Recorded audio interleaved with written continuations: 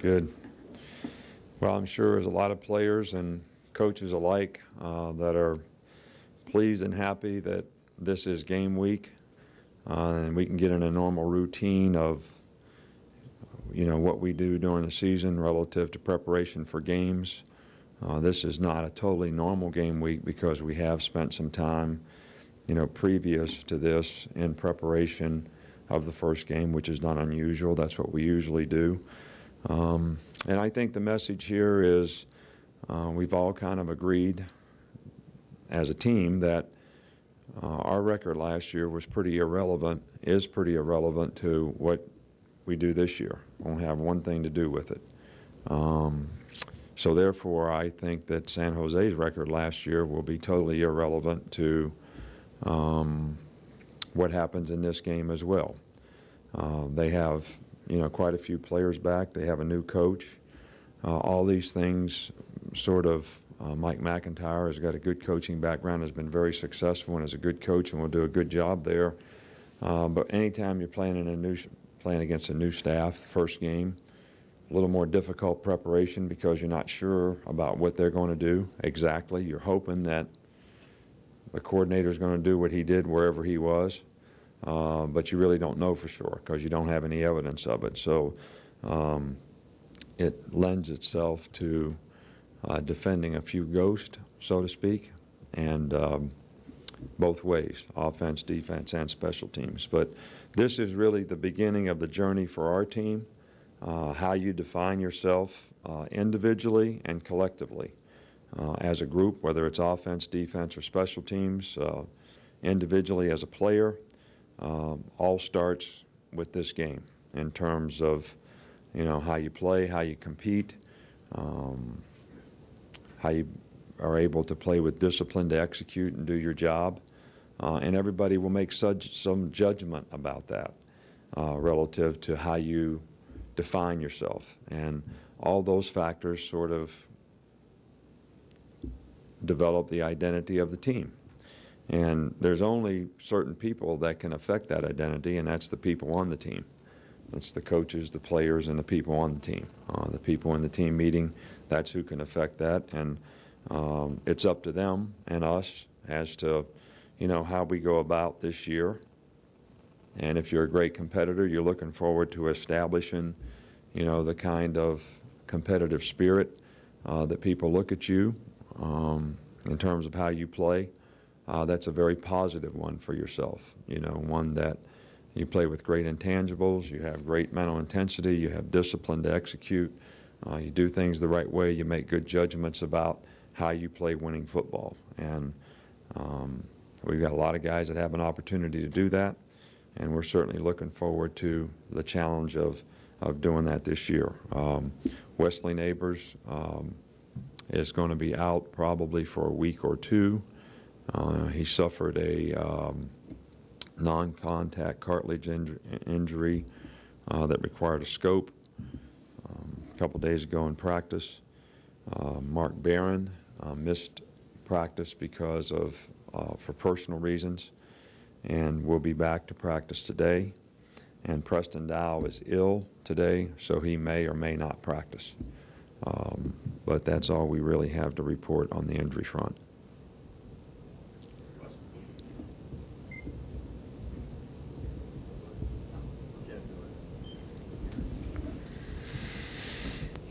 When we saw you Thursday night, you said you were about to huddle up and make some personnel decisions as the team goes forward.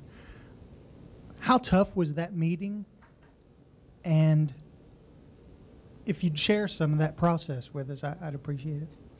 Well, it really wasn't, that difficult. I think that all the experimenting you do, you move guys around, whether it's the right guard playing right tackle for a couple practices, the Sam playing Will, or the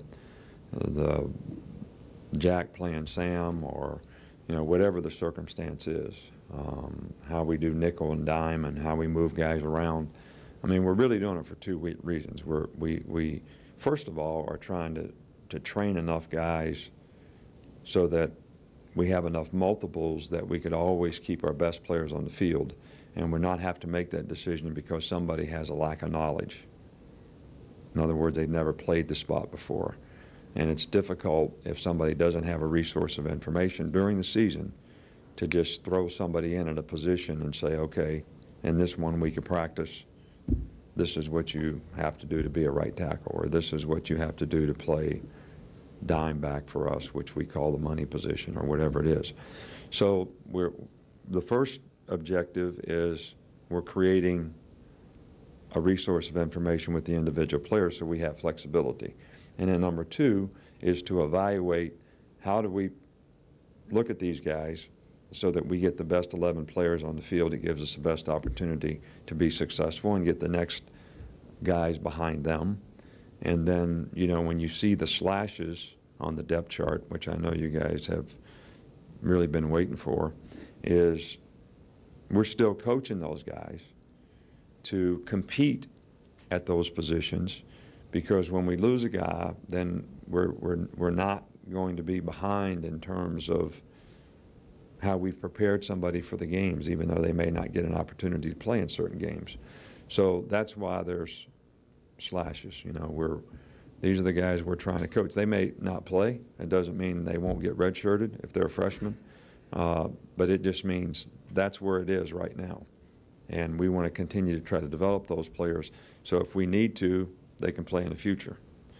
So the process is not like one meeting now. Okay, we got to make all these tough decisions. I mean, it's been ongoing for spring practice and all of the 20-some practices that we've had to this point to sort of get a feel for this is where we want to end up. So now let's put the players in those positions and let's go.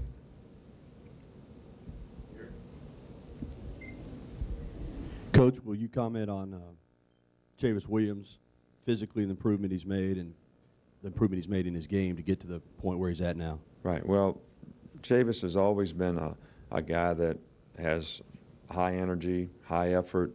He's always been able to run, and he's a little bit of a playmaker and has been on special teams in the past and has had some opportunities to play.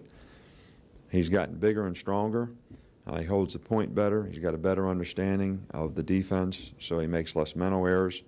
And he's been in the same role now for several years, which I think is really helpful to him in terms of his knowledge, and that being helpful to his experience that he's going to gain more now than ever before. So we're pleased with the progress that he's made. His progress allowed us to move Jarrell Harris to inside backer. So that was an area we weren't comfortable with. And you know, Chris Jordan, Nico, Mosley has done a good job. So we have 5 guys that we're really trying to develop there, and a couple others that actually could play. And we'll see if this is the best group in this game.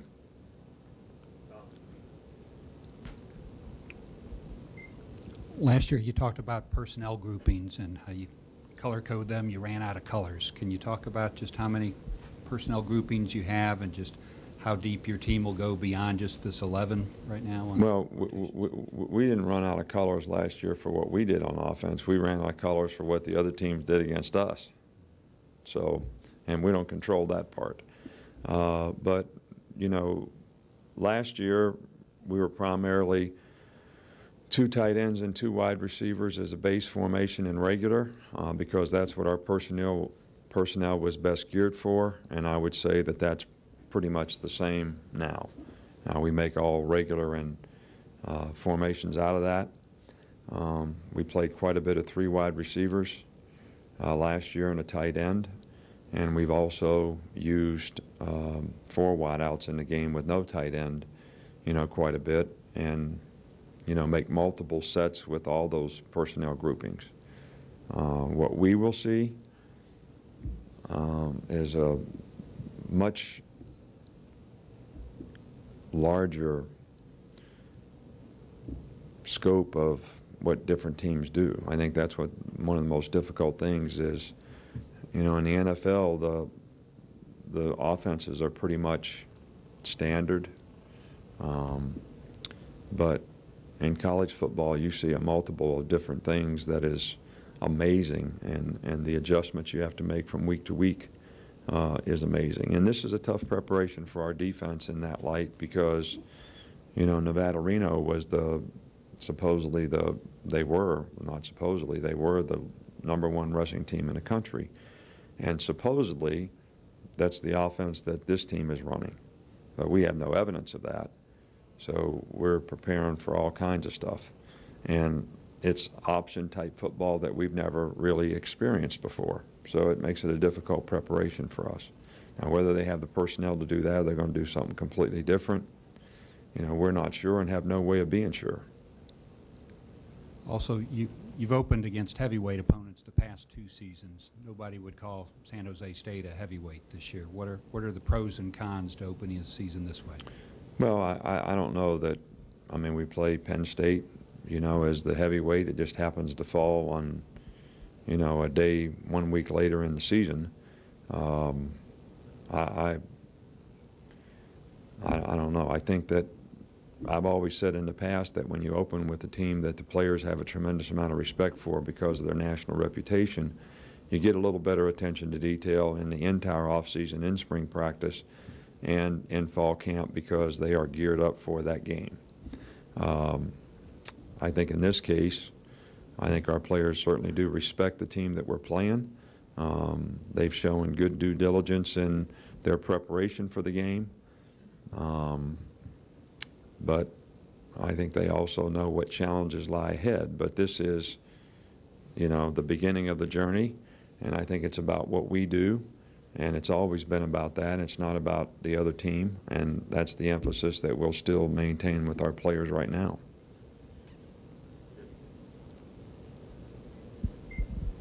Coach, you said prior to preseason that you hoped Daquan Mincy would be close to 100% by game week. Is he close to that now where you feel, you know, he's at least near 100%? Well, I think that he's played and practiced well enough that we feel like he could play if he doesn't have any setbacks. Now, will he be able to sustain the whole game? Based on the number of reps and the conditioning that he's gotten to this point. He's been able in the last probably 7 to 10 practices maintain a whole practice in terms of what he does once he gets going. He did have a hamstring that was unrelated to his original injury and a sprained ankle that was unrelated to his original injury. That affected him a little bit. So, you know, we're just going to try to play it day to day, and we'll probably make a game day decision. He would be a starter for us at right corner, and he would be the star for us if he's able to play. And we're going to progress him and prepare as if he can play, and then have the people prepared behind him if he can only play for a little while or if he's not ready to play, go to the plan B.